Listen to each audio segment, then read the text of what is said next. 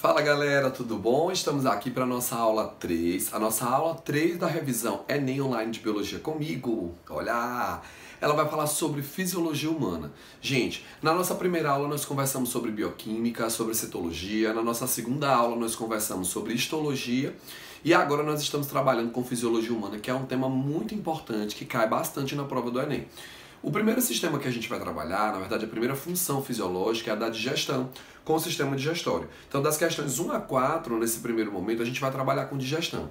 Só que o que é que eu quero que vocês entendam? Nesses pontos, quando a gente vai trabalhar das questões de 1 a 4, nós precisamos entender o que acontece no processo de digestão. E aí, para dominar direitinho o que vai acontecer na digestão, é importante a gente entender o seguinte: a prova cobra da gente que nós saibamos qual é o componente bioquímico de cada tipo de alimento. A prova cobra da gente que nós saibamos qual é o pH em cada local do nosso sistema digestivo, as adaptações relacionadas a esse sistema para aumentar a absorção e as diferenças entre digestão física, que é a digestão mecânica, feita pela musculatura, feita pelos dentes e feita pela bile. A gente tem que lembrar que a bile faz digestão mecânica, e também o processo realizado pelas enzimas. Então, para começo de história, a gente precisa entender qual vai ser o pH do alimento na boca, qual vai ser o pH do alimento no estômago e qual vai ser o pH, gente, no duodeno. Esse é o primeiro passo para a gente entender e saber quais são os sucos digestivos em cada um desses locais. Então, o que nós vamos encontrar? Na boca, o alimento vai ser chamado de bolo alimentar. No estômago, ele vai ser chamado de quimo, porque vai ocorrer a quimificação. No duodeno, ele vai ser chamado de quilo, porque vai ocorrer a quilificação. Então, o bolo alimentar, ele vai passar por um processo onde ele vai atuar, ou ele vai ser trabalhado num pH 7 na boca. Esse pH é mantido pelos sais da boca. O pH do estômago é um pH 2, é um pH ácido mantido por ação do HCl, que é o ácido clorídrico que a gente vai encontrar no estômago. Esse ácido clorídrico, além de manter o pH, vai desmineralizar estruturas e ele também vai ser o responsável por fazer uma ação antisséptica, além da ativação enzimática, tá? Esse pH ácido tem função antisséptica. E o pH no duodeno, gente, é um pH básico, é um pH em torno de 8, mantido pelo bicarbonato, que é o bicarbonato que sai em um dos sucos pancreáticos. Na boca, o alimento vai sofrer a ação dos dentes, da língua e da saliva. No estômago, ele vai sofrer a ação do suco gástrico. E no duodeno, ele vai sofrer a ação de um suco que nós chamamos de suco entérico, suco pancreático e também da bile. Vale a pena a gente lembrar então aqui que nós vamos encontrar a saliva. É a saliva quem vai atuar aqui. Na saliva a gente destaca principalmente a ptialina. No estômago nós vamos ter a ação do suco gástrico. Esse suco gástrico é composto por enzimas digestivas e também por HCl. Aqui nós teremos a ação da bile, que é um suco que vai fazer uma digestão física. Nós teremos a ação do suco pancreático. Existem dois tipos de suco pancreáticos, tá? E nós vamos ter aqui a ação do suco entérico. Esse suco entérico tem enzimas entérico, tem enzimas terminais que fazem uma última quebra e é produzida pela parede do próprio duodeno. O que é importante a gente entender? O pH, o nome e a ação. Em cada um desses locais, nós vamos contar com a ação, gente, de algumas enzimas. E essas enzimas, elas vão estar fazendo a digestão e como enzimas, elas precisam de algumas coisas específicas. Elas precisam de um pH para poder criar um ambiente onde a digestão possa ocorrer. O que é que nós vamos ter aí na nossa primeira questão, que é a questão 1? Ele diz assim: o suco de repolho roxo, pode ser utilizado como indicador ácido-base em diferentes soluções. Para isso, basta misturar um pouco desse suco à solução desejada e comparar a coloração final com a escala indicadora de pH com valores de 1 a 14 mostrado a seguir. Utilizando-se o indicador ácido-base e a escala para determinar o pH da saliva e do suco gástrico. Gente, ele quer que a gente identifique o pH da saliva. A saliva tem um pH 7 e do suco gástrico que tem um pH 2. E ele está nos dizendo que vai utilizar esse suco de repolho roxo. Gente, o suco de repolho roxo na saliva, que é 7, vai ficar roxo. Então eu já sei que a coloração nessa questão aí vai ficar roxo para a saliva. E nós entendemos que para o suco gástrico, que é um pH 2, ele vai ficar vermelho. Pronto. Nessa primeira questão de uma das aplicações do Enem, ele só queria que nós lembrássemos qual é o tipo de pH em cada um dos locais onde ocorre a digestão. Então é uma questão simples, uma questão que a gente não pode errar. E ele diz, utilizando o indicador ácido-base e a escala para determinar o pH da saliva humana e do suco gástrico, tem-se respectivamente, gente, nós vamos ficar aí com a cor roxa e vermelha, como diz a letra E. Esse é o gabarito da primeira questão, letra E. Meninos, nós vamos agora para a questão 2, né, para a gente arrasar nessa prova do Enem aí. Olha, o que caiu de digestão até hoje? O pH, o tipo de alimento que é digerido em cada local, e além do pH e do tipo de alimento que é digerido em cada local, a ação da bile e as especializações para absorção. É isso que nós vamos trabalhar nessa nossa primeira parte da aula 3, que é uma aula que revisa a fisiologia humana. Para serem absorvidos pelas células do intestino, os lipídios ingeridos precisam ser primeiramente emulsificados. Pode destacar aí no seu material, quando ele fala emulsificado, a gente está falando sobre uma ação física. Emulsificados. Nessa etapa da digestão, torna-se necessária a ação dos ácidos biliares, visto que os lipídios apresentam uma natureza apolar e são insolúveis em água. Gente, às vezes a gente não consegue visualizar no alimento, mas quem já cozinhou uma carne ou algum outro alimento, deixou num dia frio, percebe que fica uma crosta de lipídios em cima. E no nosso corpo não seria diferente. Quando o alimento entra, as gotículas de lipídio elas tendem a associar-se umas às outras, porque eles são apolares e vão estar em líquidos corporais que são polares. Eu preciso separá-los. Como é que eu separo? Utilizando a bile. Gente, a bile ela é produzida no fígado e ela vai ser armazenada e secretada pela vesícula biliar através do canal colédoco. Essa bile, ela tem ação exclusivamente física ou mecânica. A gente não tem aqui o processo de digestão química. Eu não posso usar a bile para quebrar um lipídio e obter ácido graxo e álcool. Eu vou separar as moléculas de gordura para aumentar a superfície de atuação, para que aí sim as enzimas lipases possam fazer essa quebra. Aproveitando, onde que nós vamos encontrar a lipase? A gente tem uma lipase que é a lipase gástrica no estômago e temos uma lipase chamada de lipase pancreática no suco pancreático. Lipases quebram os lipídios em ácido graxo e em álcool. Então, esses ácidos atuam no processo de modo a gente vai ficar aí com a letra B de bola, que é a que fala sobre agir como detergentes. Não é a primeira vez que a prova do Enem cobra bile. Então, bile faz digestão mecânica, é produzida pelo fígado e é armazenada na vesícula biliar, que vai armazená-la e secretá-la por meio do canal colédoco. Repetindo, bile não faz digestão química, ela não tem enzimas digestivas, a ação da bile é exclusivamente mecânica. E agora nós vamos aí, onde ele diz assim na questão 3. Então a questão 2, nós ficamos aí com a letra B de bola. Na questão 3 tem assim: um pesquisador percebe que o rótulo de um dos vidros em que guarda um concentrado de enzimas digestivas está ilegível. Ele não sabe qual enzima o vidro contém, mas desconfia que seja uma protease gástrica. Pronto. A partir do momento que ele fala protease gástrica, eu entendo que é uma protease que é liberada pelo estômago em seu suco gástrico. Quais são as enzimas que merecem destaque, tá? Quais são as enzimas que merecem destaque? Eu preciso saber da ptialina. A ptialina, gente, ela é uma amilase. A amilase vai quebrar amido, ela vai quebrar o pão, ela vai quebrar o macarrão, ela vai quebrar massas, carboidratos, amido. Vale a pena lembrar que nós não somos capazes de quebrar celulose. Nós não conseguimos produzir a enzima celulase, então a gente não quebra a celulose. Ah, professor, e lá nos ruminantes? Os ruminantes, eles têm 4 cavidades no estômago. O estômago tem 4 câmaras. As duas primeiras, rúmen e retículo. Eu engulo o alimento, vai para o rumen e para o retículo. Eu regurgito esse alimento para engolir e deglutir novamente. Na segunda deglutição vai para o omáse e o abomáse, que são as duas últimas câmaras. As duas primeiras não produzem enzimas digestivas. Quem produz são os micróbios.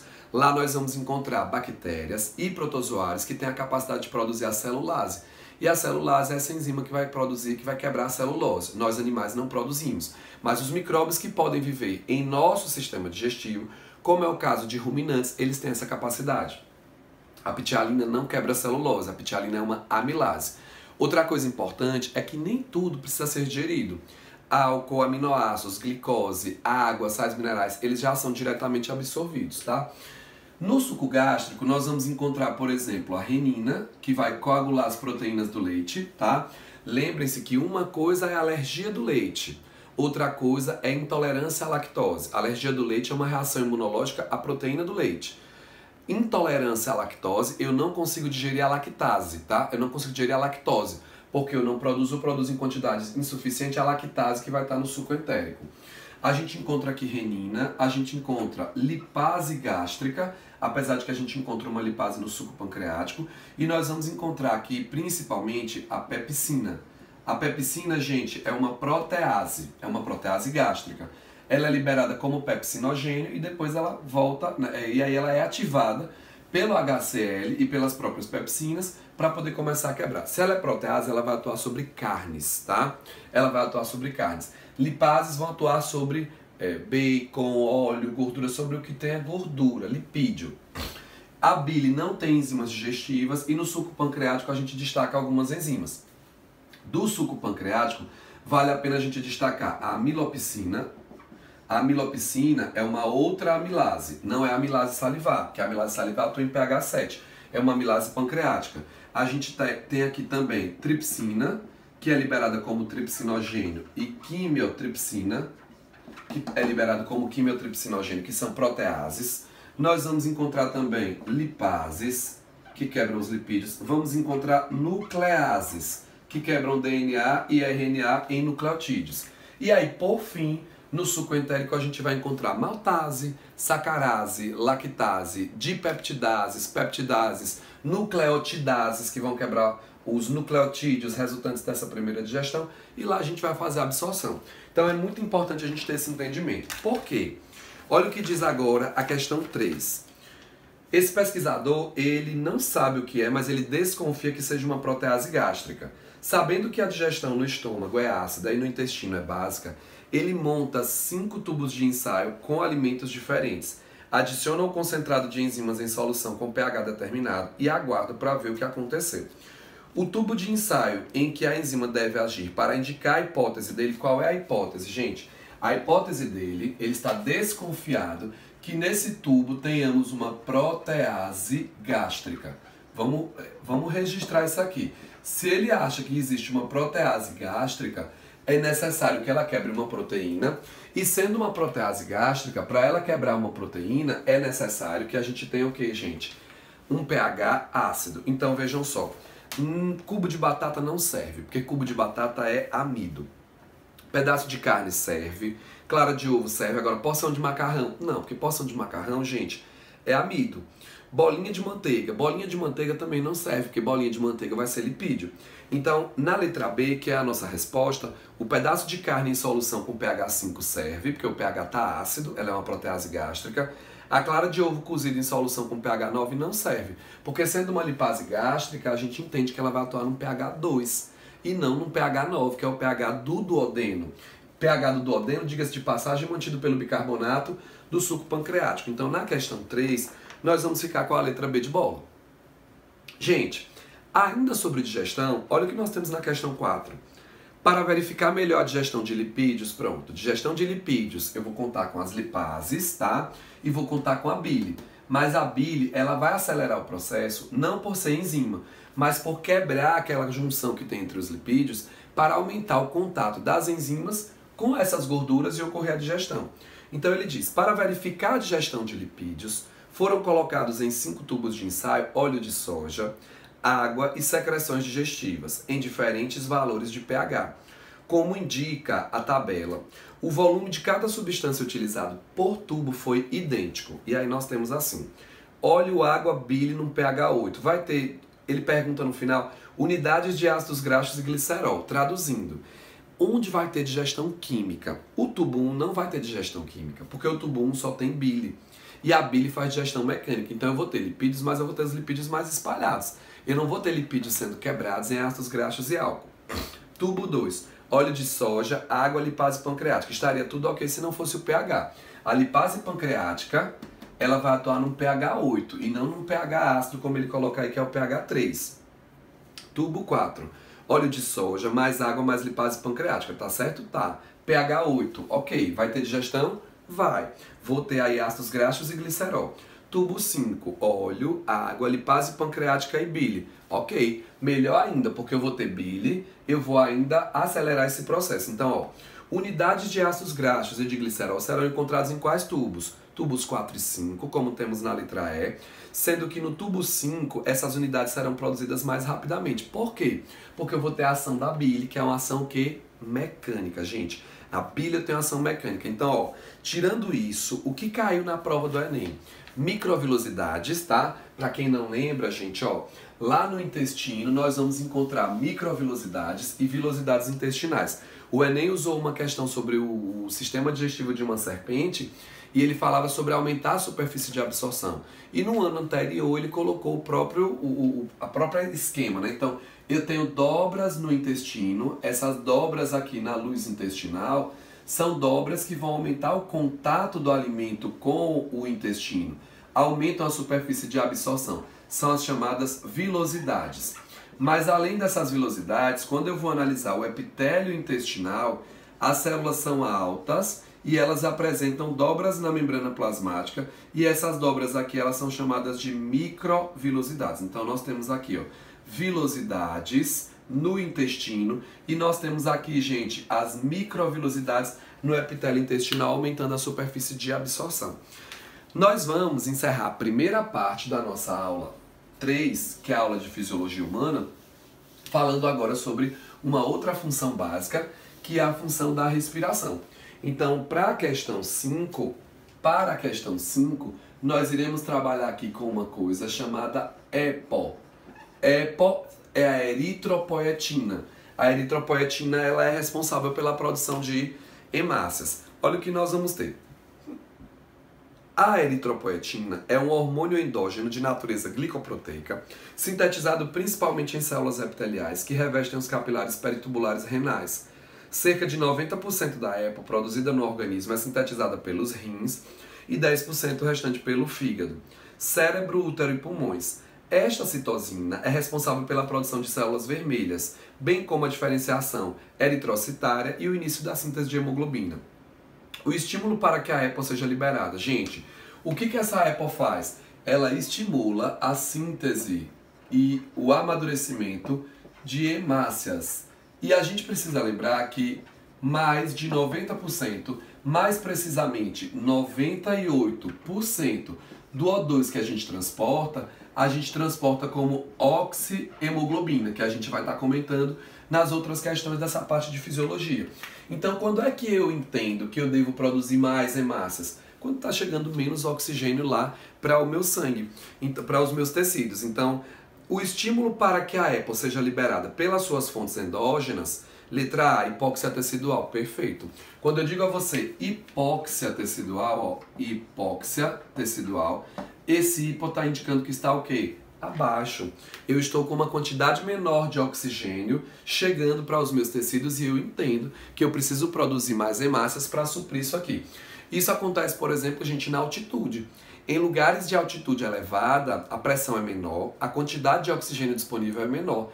Chega menos oxigênio no alvéolo, eu vou saturar menos as hemoglobinas. Como as hemoglobinas elas vão pegar menos oxigênio, o que é que vai acontecer? O corpo entende que é hora de produzir mais hemácias. Então a gente produz muito mais hemácias na altitude para compensar a baixa oferta do oxigênio em função disso. E aí quem entra na jogada é a eritropoetina, que inclusive é utilizada por alguns atletas como doping, para aumentar a quantidade de oxigênio e ter a capacidade de ter mais energia, de transportar mais O2 aí. Então a nossa quinta questão nós vamos ficar com a letra A e assim a gente encerra a nossa primeira parte da aula 3. Essa aula 3 que tem como tema as habilidades que estão relacionadas com a fisiologia humana.